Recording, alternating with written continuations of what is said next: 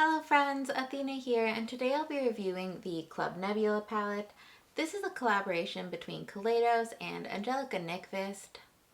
I know it's a bit late to do a review on this, but I know they're trying to do one final restock in the spring, and hopefully that happens for them. This was my first Kaleidos palette, and I was actually really surprised that it came with the collector's box because I wasn't expecting that. The palette retails for $45 and I believe it's only available on the Kaleidos website. The collector's box retails for $8 and then there was also a special deck of cards that retails for $5 that came out with the collection.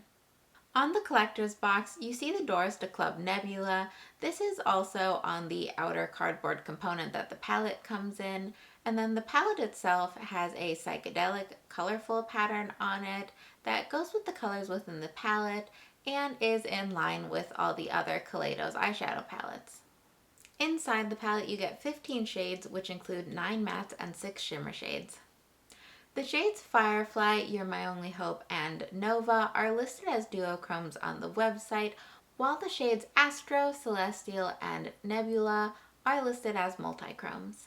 This palette contains 13 grams of product, which breaks down to 0.86 grams per shade. This is actually a little lower than what I'm used to. Most eyeshadow pans will contain between 1.2 to 1.5 grams of product. And at $45 for the palette, this breaks down to $3 per gram of product. I think that this palette contains a really nice range of mid-tone and deepening shades. I also really enjoy that they didn't include any of the really light nude shades that I don't find particularly flattering on my skin tone. Even though it's a colorful palette, I feel like they did a good job of arranging the rows to be their own color scheme and sort of giving the user intuitive looks. In terms of my experience using the palettes, I find the mattes to be really nice and pigmented, and I also found that they blended out rather well. I didn't get any fallout on my face while using them, but I did end up getting kickback in the pan even if I used a light hand with the shades. When I blend these out on a tackier base, they do darken, so I like to powder my lids before working with these. I find that the shimmer shades is where this palette is truly exceptional. I particularly like that these shimmers have a little bit of micro glitter in all of them. I personally think it gives a really pretty multi-dimensional shimmer to the eye. I will say I don't find the shades listed as multichromes to be actual multichromes. I see 1 to 2 shifts in them, but certainly not 3 or 4. I actually found that the duochromes in the palette have a little bit of a stronger shift when compared to the multichromes, and I actually preferred the duochromes in the palette. Next we're going to hop into some swatches. I am going to show the shimmer shades on a black base as well as, finger and brush swatched.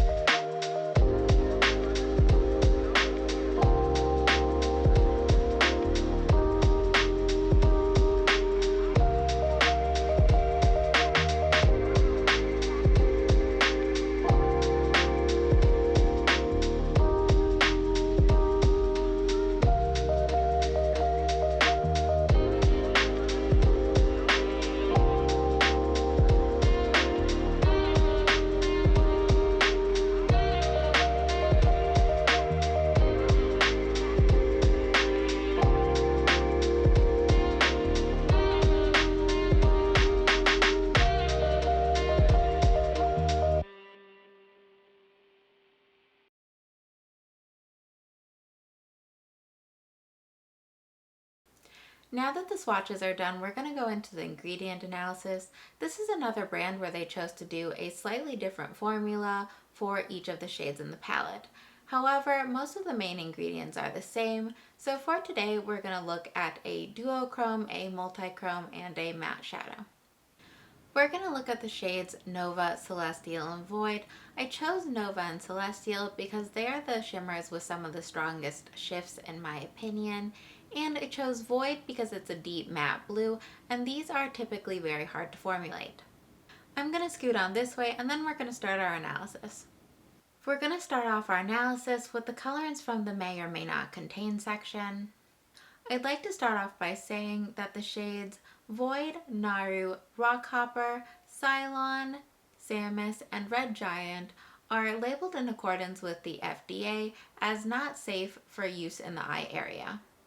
This is because typically for pigment and matte shades, they use dyes instead of carmine when trying to make a vegan formulation, and the dyes used have the possibility of staining your skin, therefore they have to be labeled this way. Note that there are ultramarines in this may or may not contain section, making these unsafe for use on the lip area. And don't worry about the ferric ammonium ferrocyanide. This is just a dark blue pigment. It's nothing really scary, but it's also not approved for the lip area. So let's start out with the matte shade Void. Talc and mica are going to be the bulk mineral bases for this shade, which is super common for matte shades and eyeshadows in general. Another bulking agent in this matte formula is going to be the sodium potassium aluminum silicate. This is also going to be an opacifying agent. The paraffin is something unusual that I don't usually see in eyeshadow formulas, and paraffin is a petroleum derivative that is said to be a viscosity controlling ingredient, which makes sense because it's kind of a waxy substance. Other viscosity controlling ingredients in this formula are going to be silica, lauryl lysine, and aluminum hydroxide. This formula actually contains a lot of emollients, which isn't something I was expecting from a matte shade.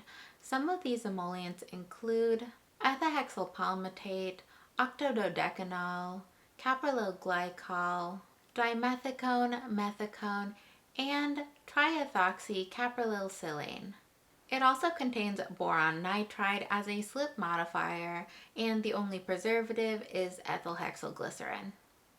Having this amount of emollients is probably what makes the matte formula really blendable, even though they're deeply pigmented shades. And looking through the other matte formulas, you can see some of the same emollient ingredients throughout. For Nova, the duochrome, the bulk of the formula is going to be calcium aluminum borosilicate, which is an ingredient we haven't seen before as the bulk base to an eyeshadow. Calcium aluminum borosilicate is actually a really great bulking agent because it works as a substrate for metal oxide colorants. Additionally, it's what gives the eyeshadow a kind of flaky, chunky look in the pan. Some of the other bulking ingredients in this formula are going to be talc and tin oxide. Tin oxide also helps as a colorant, giving it the white look. Emollients within the formula for Nova also contain ethahexyl palmitate, octododecanol, caprylyl glycol, hydrogen dimethicone, and triethoxy caprylyl silane.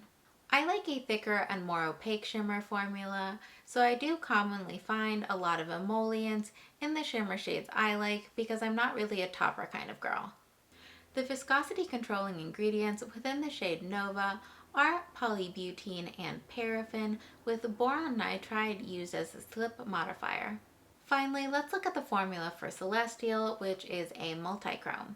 This has essentially the same ingredients as Nova, but they switched them around a little bit. This one is also calcium aluminum borosilicate based for that flaky look, with the other bulking ingredients being talc and tin oxide.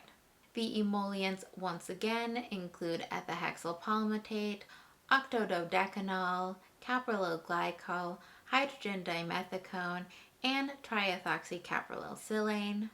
We once again see the boron nitride slip modifier. We get a little bit different here at the viscosity controlling ingredients, where we see synthetic fluoroflagopite and magnesium myristate. Synthetic fluoroflagopite is a synthetic form of mica, and it can also be considered a bulking agent. Lastly, ethyl hexylglycerin is the preservative. We're going to wrap this video up with 2 on-eye demonstrations of some of these shades. Hello friends, Athena here, and this is going to be my first demonstration for the Club Nebula palette. I can't promise you that this is completely a unique tutorial that no one has ever done before, but I want to show you how some of these shades work on the eyes. First, I'm going to take this BH Cosmetics blending brush and blend the shade Naru through my crease.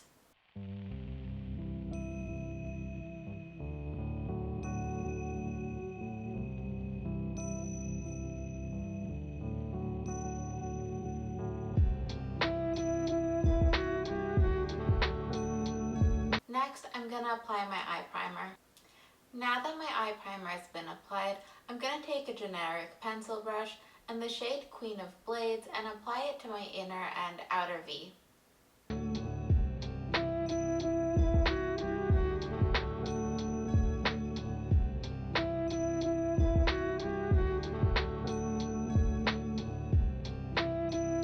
Now I'm going to blend the edges a little bit with a clean, medium angled shader.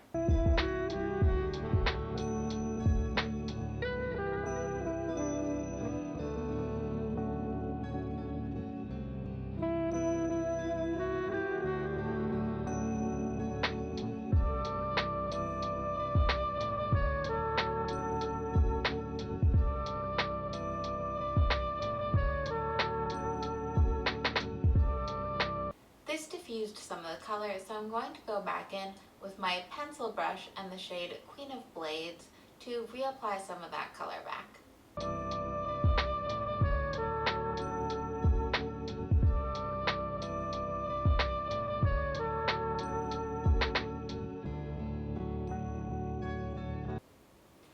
Now I'm going to use my angled brush and the shade Void to pull a wing starting from my lower lash line.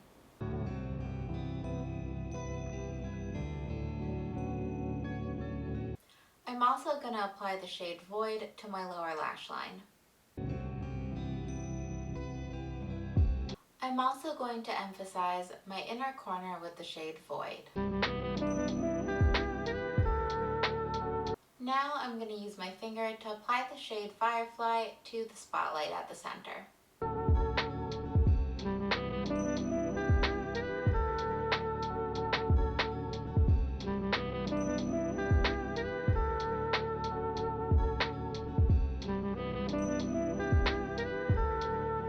This is pretty much the finished look in terms of eyeshadow. I'm going to pop off camera to apply a tiny wing and some mascara, and then I'll be back to show you the makeup. Hello friends, Athena here, and today I'm going to be demonstrating a couple more shades from the palette for you by doing this look right here. It's not the most original look for this palette, but the palette lays it out so nicely, so let's get right into it. First, I'm going to start by taking an angled blending brush and the shade Rock Hopper and applying this through my crease.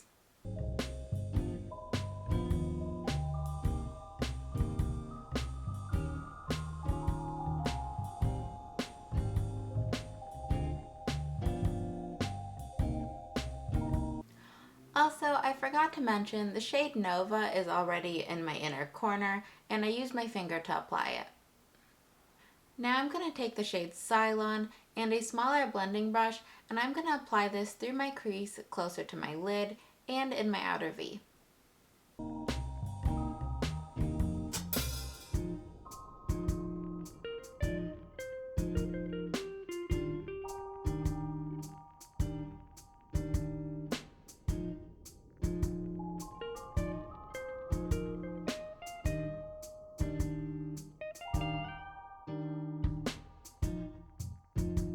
Next, I'm going to apply my eye primer.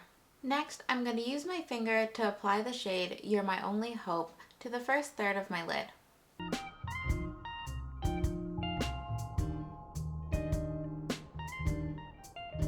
Finally, to finish off the look, I'm going to take a flat shader and the shade 7 of 9 and apply that to my lower lash line. The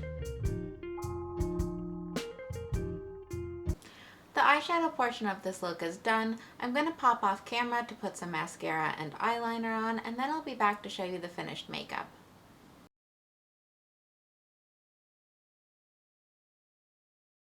If you made it this far, thank you so much for watching. If you're interested in more content like this, please feel free to like, subscribe, and comment down below what you want to see next.